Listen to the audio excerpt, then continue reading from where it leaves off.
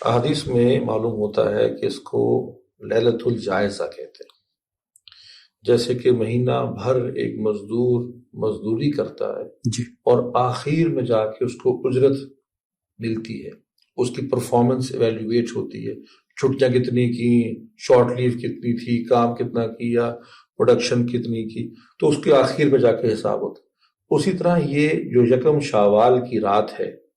جس کو ہم عام طور پہ چاند رات کہتے ہیں، جی، اس کو لیلۃ الجائزہ کہتے ہیں کہ یہ ریویو ہوتا ہے، اللہ تعالیٰ ریویو کر فرماتے ہیں اور پھر دیکھتے ہیں کہ اس کو ہم نے کیا اجر دینا ہے۔ اس رات کو بازاروں میں ضائع نہ کریں، اس رات کو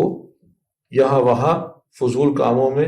اس طرح سے نہ منائیں جیسے کہ خدا نخواستہ آپ کو مہینے کی قید کاٹ کے چھوٹے، بجاج،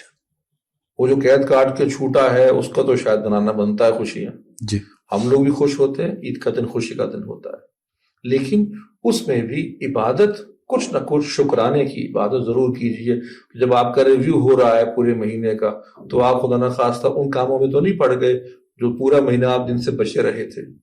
تو اس رات کو بھی اس کا رکھیے یادداشت میں اپنی کہ وہ بھی رات ہم اللہ کے ہی بندے اور بندیاں ہوتے ہیں، اور اسی جس کی ہم نے تیاری کی ہے، جیسے ہم پہلے بھی بات کرتے رہے کہ یہ رمضان شریف تیاری اور ریفریشر اور ایمان کی تجدید کا مہینہ ہے، تو اس کا پہلا ہی دن جب شروع ہو اگلا تو کہیں ایسا محسوس نہ ہو کہ بھی کچھ نہیں پایا، تو اس چاند رات کو ضائع نہ کریں، کچھ نہ کچھ وقت اس میں بھی اللہ کے شکر میں لگائیں کہ رمضان کا آنا بھی اس کی مہربانی ہے اور اس کا جانا بھی مہربانی ہے، یہ اس کی حکمت ہے، جو اس کی حکمت کا فیصلہ ہے وہی صحیح فیصلہ ہوگا، وہی اچھا ہمارے لیے ہے۔ تو چنانچہ اس رات کو بھی اللہ تعالیٰ کے سامنے صد شکر میں کچھ وقت ضرور گزارے۔